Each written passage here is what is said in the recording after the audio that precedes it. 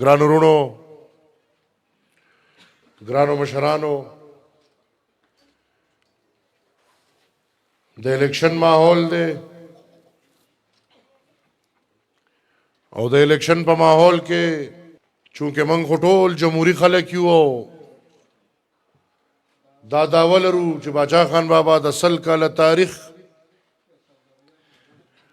د جمهوریت نه ډک دی او که د باچا خان بابا د تاریخ ذکر کیږي، د خدای خدمتګارۍ ذکر کیږي، نو سر کې به پکې د دعاوې ذکر کیږي. او نن زه چې کومې خاورې ته راغلم یا د کم ملګرو منځ کې ولاړ یم، نو دا هغه تاریخي ملګري دي چې د دې د نن نه 100 کاله مخکې 100% اتفاق د باچا خان بابا په کردار او د خدای خدمتګارو په کردار کړو. نن ګرانو وروڼو، ګرانو مشرانو، زه د هغې سوچ او د فکر تسلسل د هغې 100 کلن تحریک تسلسل په 4م پشت کې تاسو ته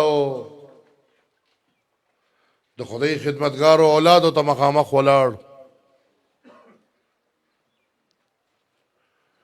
کو سوچ وکړو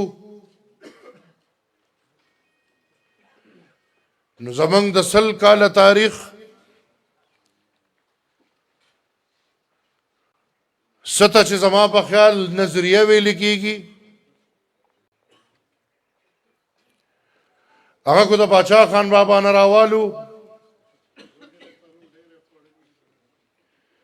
باچا خان بابا نه ولی خان بابا،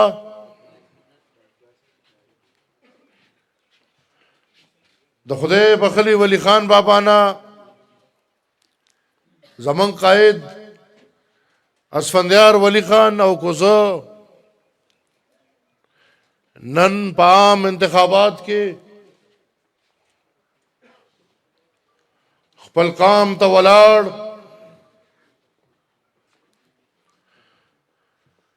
پړو منزل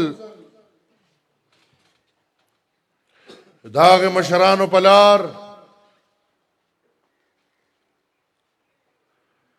پدې سوچ او پدې فکر راوته چې ان شاء الله د خپل قام او د خپل مرګرو ترجمانی به ورته ویم چې ترجمانی به کوم د پاکستان په پارلمان کې.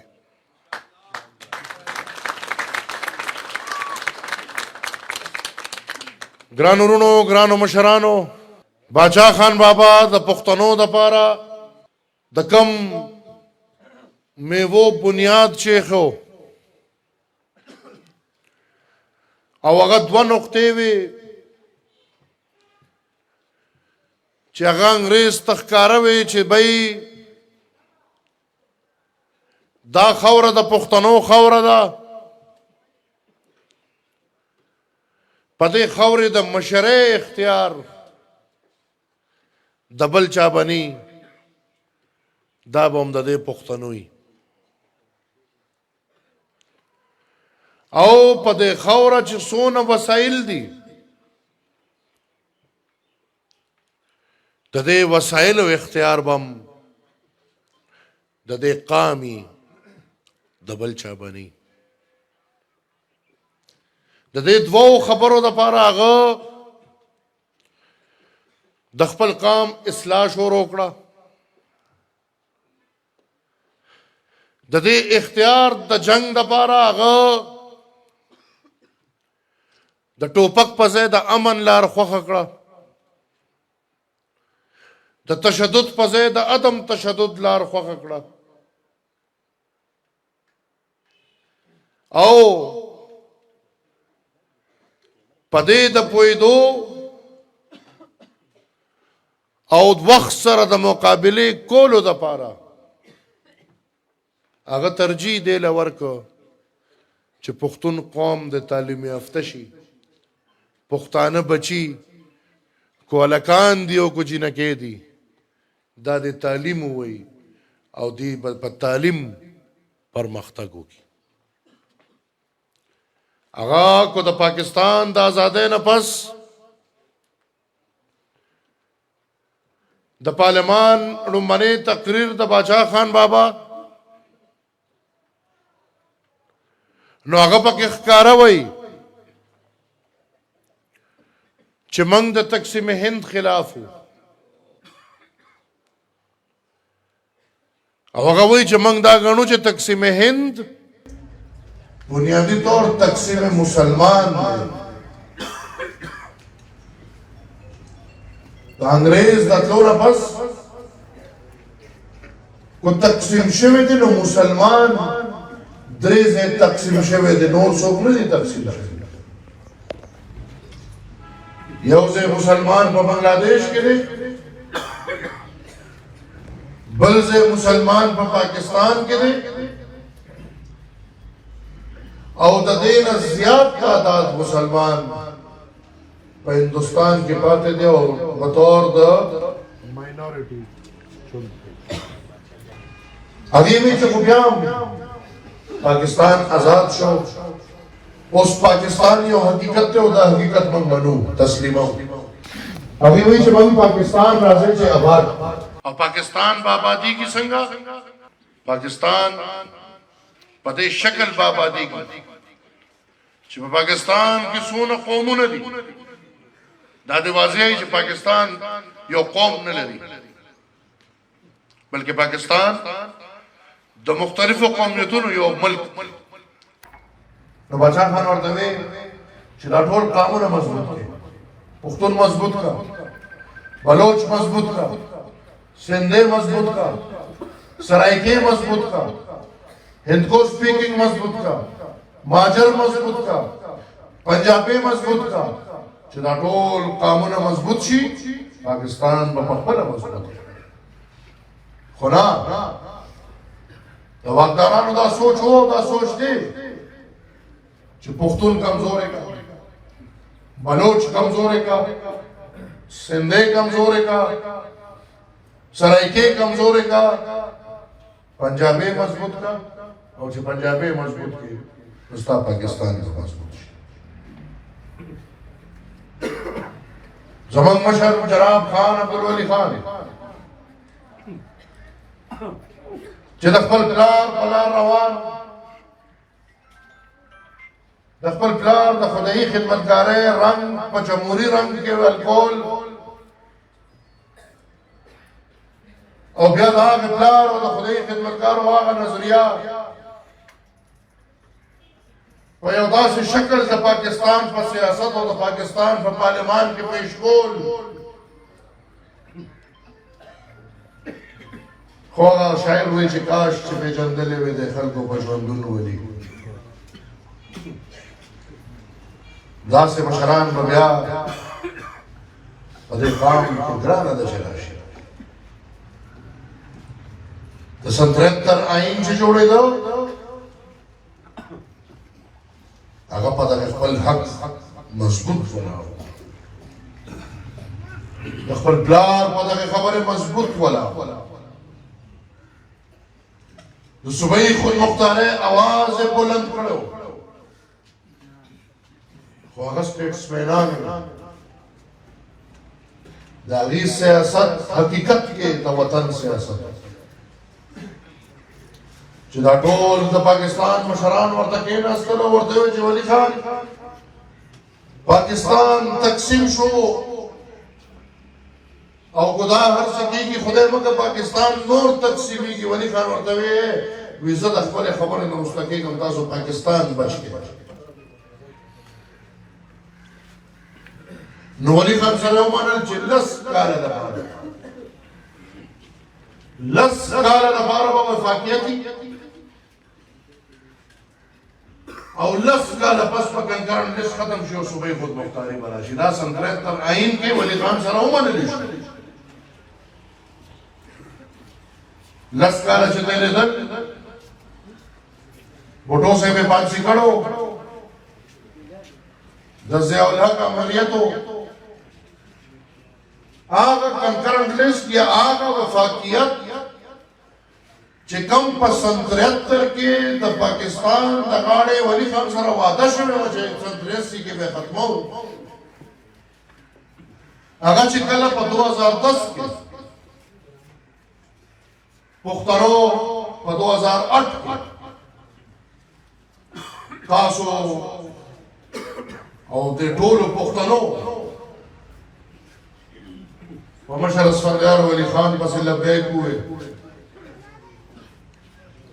او په دې پښتونخوا کې په تاریخ کې په لومړني ځل حکومت ورکړ نو دې خبرې ته سوچو کې څه د پاسه 350 پارلمان ته ګوره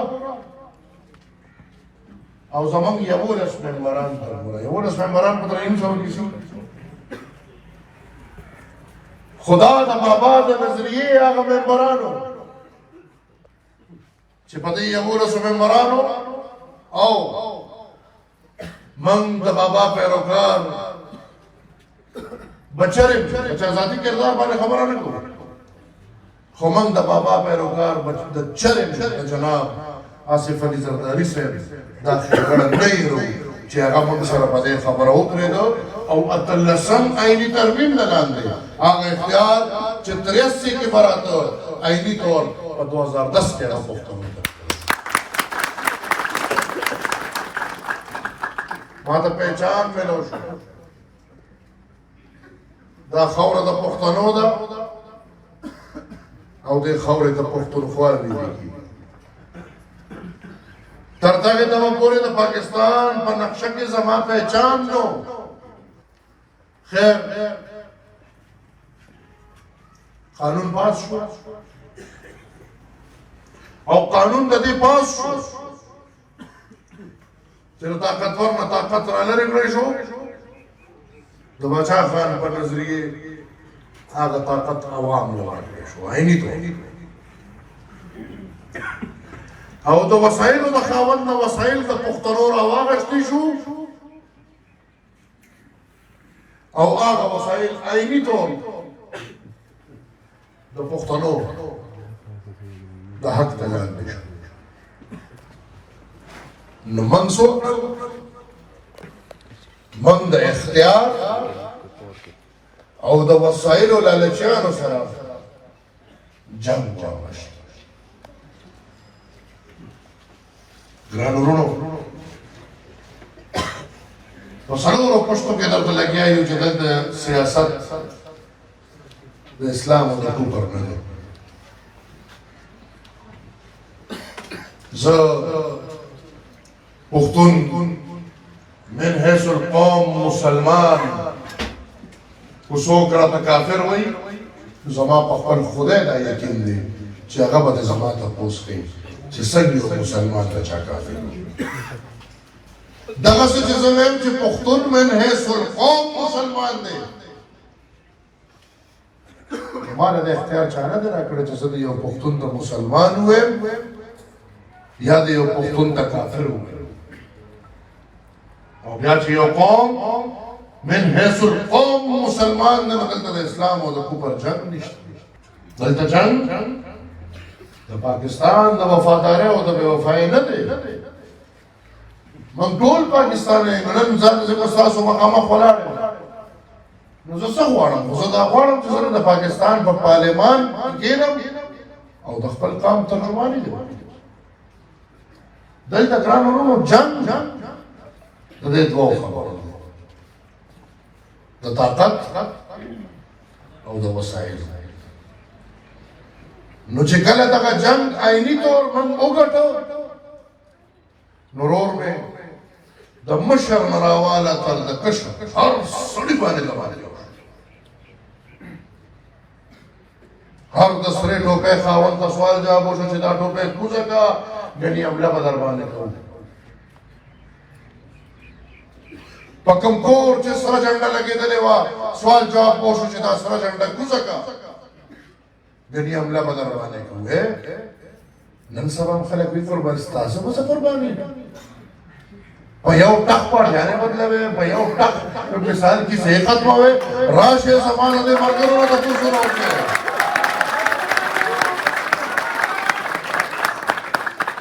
د دا هغه د پښتو متل دی خراړه دا یو غړپ سره لاړې د دې خدای مثال دی راشه زما د مرګرونو د پوسو کې چې زمونږ د پلرونو نیکونو د قرنیکونو کیسې کو قسم په خدای کافر مورونو جړا ورته کوي چې فرم شو په دې خلک او بیا دا لیونی دا منقول چې زمونږ په ژوندونو موږ ته سوال جوابونه شوي دي چې دماغې به در باندې کوو موږ دماغو ته غاړه ایښې ده خو موږ دا سره ډوبې او سره جنډه الحمدلله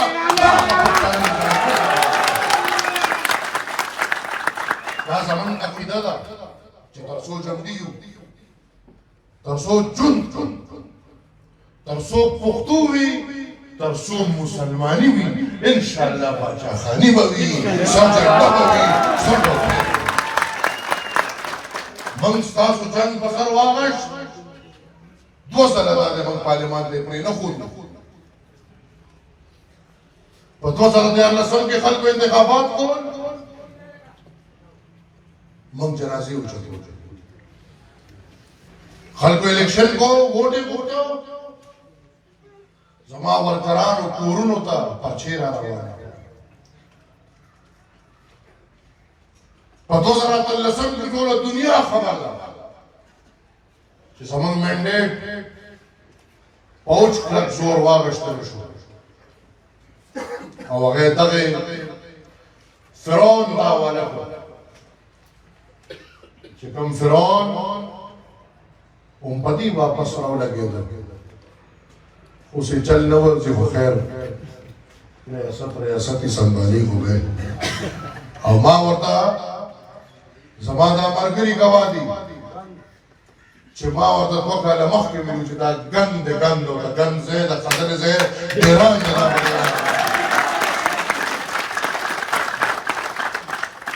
उस ग्रामीणों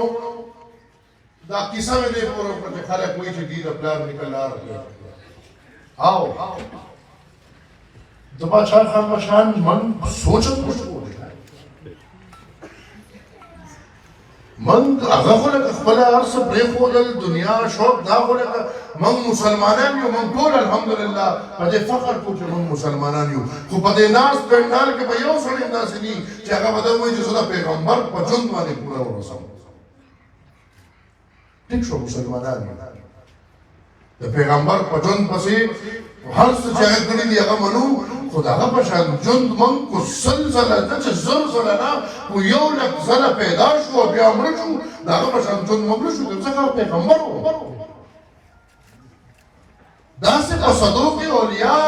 یا نیک خلک چېرته پیدا کېږي باچا خان یو باچا خان و پښتنو کې به بیا چېرته باچا خان را پیدا شي یا به را پیدا نه شي موږ نه شو دا رښتیا خبره ده هغه چې څنګه ژوند تېراو موږ هغه نه شو خو هغه چې راته کومه نظریه پرېښې ده هغه نظریې وځو نو ګرانو وروڼو نن که زه تاسو ته مخامخ ولاړ یم 100 کاله پس هم نو زما لوز دې خبرې ته سوچ وکړې زه هر ځای کې وایم چې انشاءالله ما به چېرته وزیر ونه وینم انشاءالله ما به چېرته په یو سرکاري ځای کې ونه وینم انشاءالله ما به چېرته په یو سرکاري دفتر ونه وینم ځکه چې زما د پلار نکاح هغه لوز د دې قوم سره چې زما سیاست د پاکستان سیاست د خپل قوم وکالت دی او په دې خبره راځم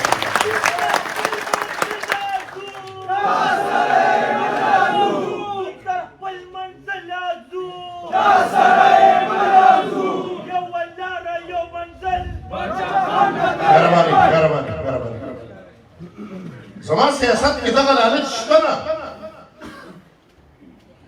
زما په سیاست کې واحد دوه لالچ دی د باچا خان نه پاتې هغه چې په هر میدان په هر ډګر په هر ځای ودرېږم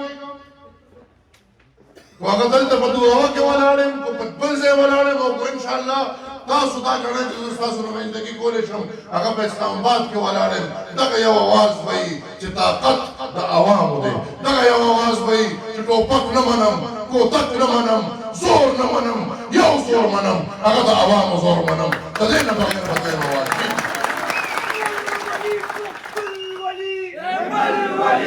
نرولي بخت الولي نرولي بخت الولي داداش نغر ولي بل دا زمان د استاسو فریضه ده اوس اتلسم عیني ترمیم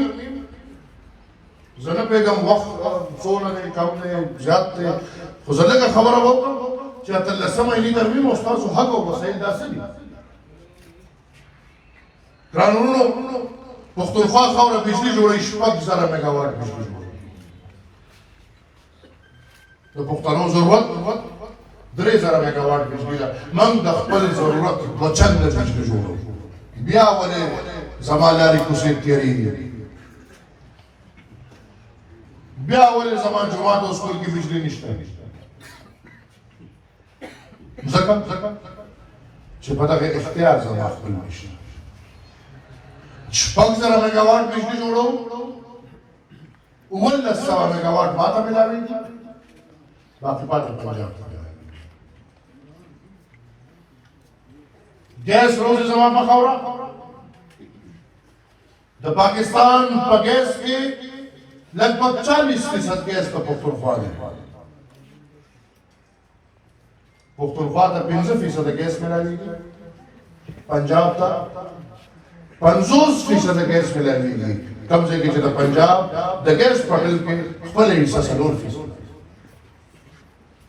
4% گیس جوړوي 50% گیس ورته ملاوي زه 40% گیس جوړوم 15% گیس په دې خبرو ځان کوي کې زما په غرونو کې هغه کار دي چې دنیا کې ورته خلک غریان دي د سواد په غرونو کې زمرد لرم د باجوړ په غرونو کې نفرایټ لرم چې د نفرایټ یو ټرک په 1214 کروڑ روپے خرڅي کوي په یو ټرک کې یا 2 غټي یا 3 غټي په مومندو کې الحمدلله تاسو کار لرم زیارت وایي ورته وایي چې دا په مکه او مدینه کې لګېدل دي او خصوصیت دا ده چې په دې هر څومره نور راځي دا به یخي دا به ګرمي نه په دې کوهاټ هر غنډو کې ګیس روزي تیل روزي زمکه مالا مال د خدای نازولې دا چې په خوخه نه دي راغلي الله په خبر لازمه کې لاندې دار سوال کوي خو د ځمکې د پاسه زمانه دی بچو د دې مالا مال وطن د دې سرو سپینو نه ډک د خاورې د دې بچو ژوندونو ته وګورئ خپې نار په صحت کمزوري د تعلیم نظام نشته د صحت نظام نشته کور کوسې کنډر دی اجره جماعت کنډر دی دا په ګورګورو کلی کې ګیس روزي په ګورګورو کلی کې زما مېندې خویندې دړې بلې او هغه ګیس تلې د ملتان او په پنجاب کې به کارخانې چلېږي دا نو پښتنو باچا خان په دې حق کوئی کړو ولی خان د دې حق لپاره نارې والی اسفندیار ولی خان را قانون پاس کړی آیا کو دا حق هم نه واپس سو کلی زه ورته نه تیار خدای تاسو ورته تیار یې او دام ورته واضح کو چې د خپل قوم د حق ګټلو لپاره موږ د پارلمانونو ضرورت نشته د مشرف په دور زما استاسو د یاد خبره ده چې دلته مې جوړه شوی وو مولا ملټری الاینس ورته مشر وی او فوج ورسره ودرېدو هغې د حکومت ورکړ او د پاکستان په وفاقي اسمبلی کې د عوامي نېشنل پارټۍ یو ممبر هم نو یو ممبر خو چې مشرف وی کلاباب کړو او دا سره مچې جهانګیري پورې رسېدې نو مشرف وی چې زما د پلار توبه ده قلباغ مړ دی ډېره پس به څوک د قلباغ نوم نو زه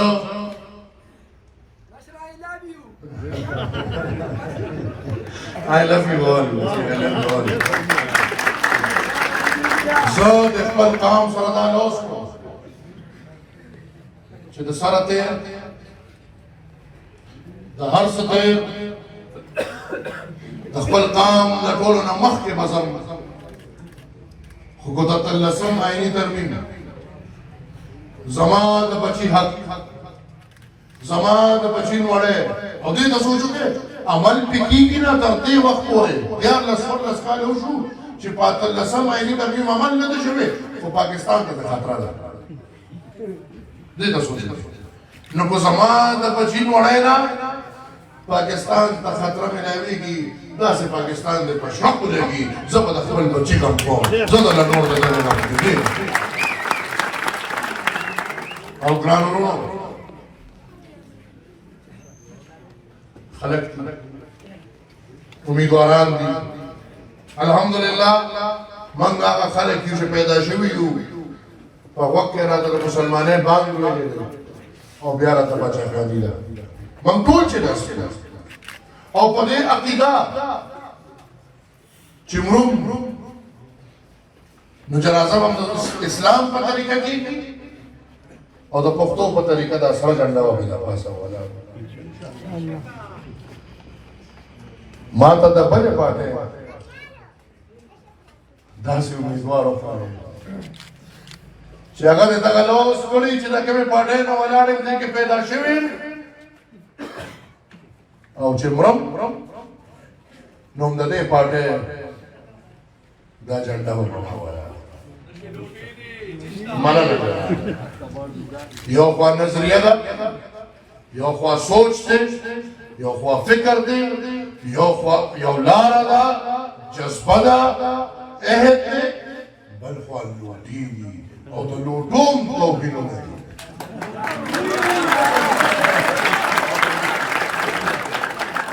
دا یو صاحب چې راځي دی کلو ته نو دې صاحب خو د پښتون د ګمراهۍ لپاره دا بیان کړو چې عمرې له تلو او هلته مې پیغمبر علیه السلام په خوب کې لیدلو لاله د ملیانو دا جنډه را کړې وه چې دا واله او دا به ستا جنډه وي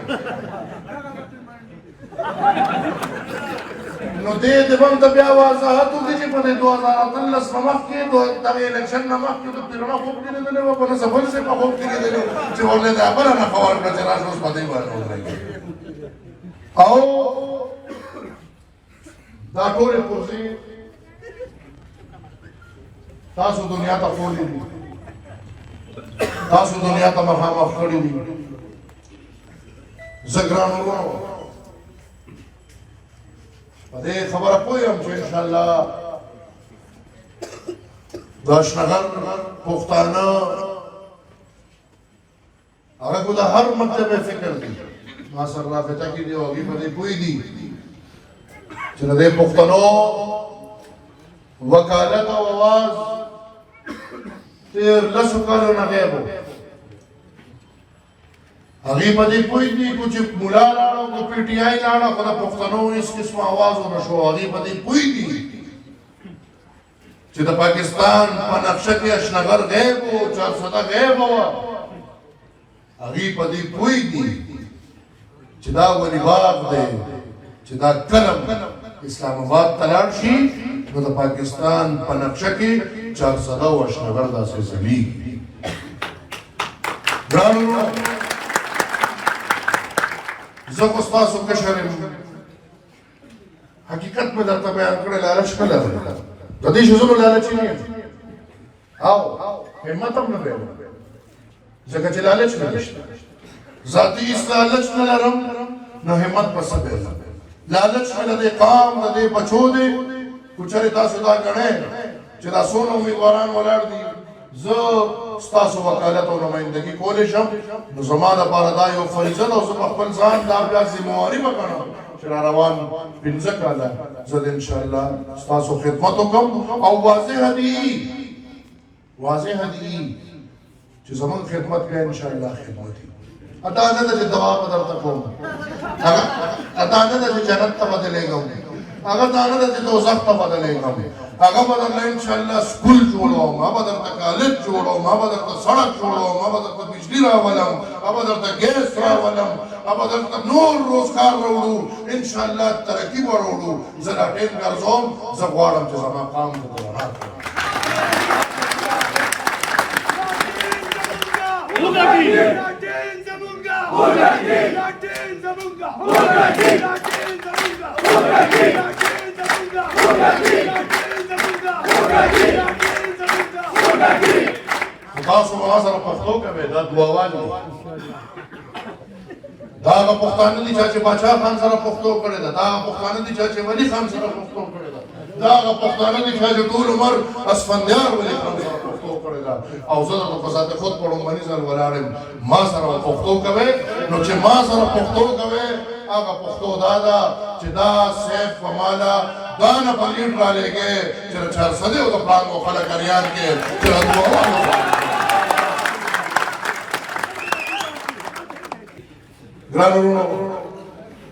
ګرانو مشرانو انشاءالله تاسو ټول به تر دا تمه پورې د خپل وس نه زیات یوم مه کوئ خو د خپل وس هر ځای ته به ځان رسوئ هر سړی هر ماشوم هر ځوان هر مشر به د ځان نه عمل جوړوي او هر چا له به دا کچکول وړی چې د پښتنو باندې کچکول کې د خپله برخه موږ سره واچوي او موږ له دا موقع راکړي چې موږ د خپلو مشرانو په شان د خدای خدمتګارو د هغوی د بچو یو مثال جوړ او موږ د خلکو خدمت او د شهزاد صاحب دا ګټه به یقیني کوئ داسې کوم چې یقیني کوئ چې دلته د سیاست په جامه کې به خلکو ته دا شعور ورکوي چې دا شنغر سیاست د شریفو خلکو کار دا شنغر سیاست د عام د طبقې شهزاد صاحب استاد پاتې شوی ضروري نه ده چې یو سړی بخاني ضروري نه ده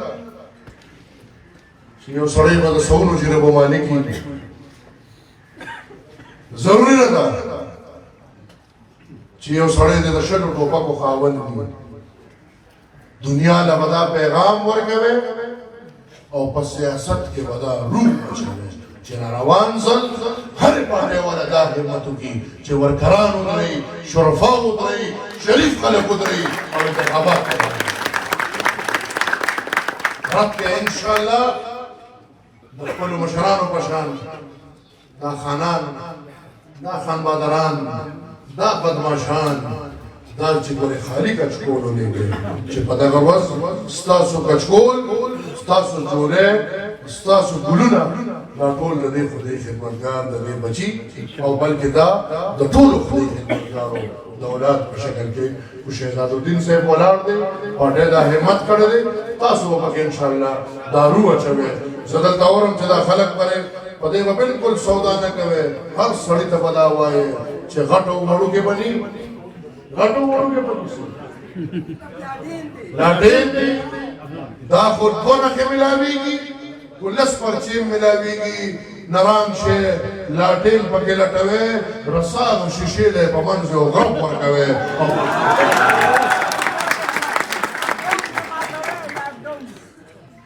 او دعا ودا ملنګان یو فقیران یو د باچا خان پلار سیاست کو د چاملاس تغوام نه پاسو سوال کو منت کو جرګې کو پخپو پروزو ووټ واړو هر پښتون د جرګه کوو زنې ته لاس کوو هر قسمه ملنګي کوو خو که د چا دا خیال وي چې دا بزدلي ده نو خدای مه کوه ملنګان یو بزدله دی که څوک په دې سوچ یا په دې تمه د عوامي نېشنل پارټۍ یو ورکر لم نږدې ورغی نو بیا ګورې خدای شته چې هغه مشر یې په عدالت کې دننه په شرمونو شرمېده خو د ځان د تپوس نه دی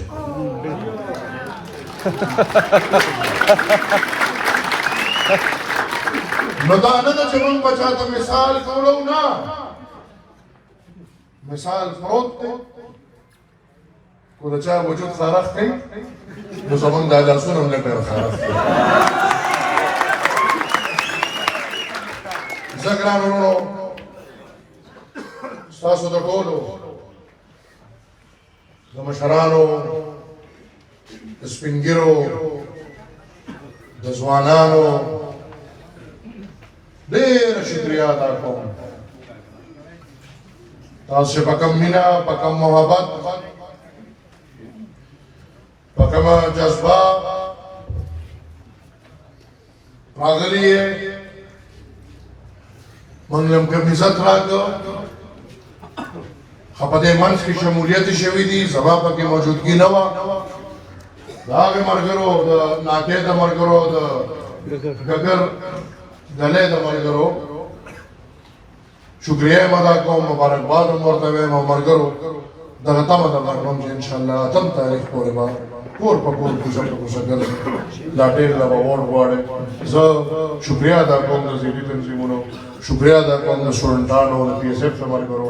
زه شکریه ادا کوم د ملګري استادانو ملګري وکیلانو ملګري موجودي زه شکریه ادا کوم د سالارانو صاحبانو زه په خصوصي توګه شکریه ادا کوم د میډیا د ملګرو او حقیقت کې زه ستاسو مشکور پدې چې زه د انتخابات وینم چې ستاسو د ټولو چینلې باندې الحمدلله ښه کوریج راکوي ښه پرایم ټایم کې کوریج راکوي زه ستاسو مشکور یم او بیا په خصوصي توګه ګران وروڼو لاس ورکوئ زموږ د پولیسوالو دپاره او داسې لاس ورکړئ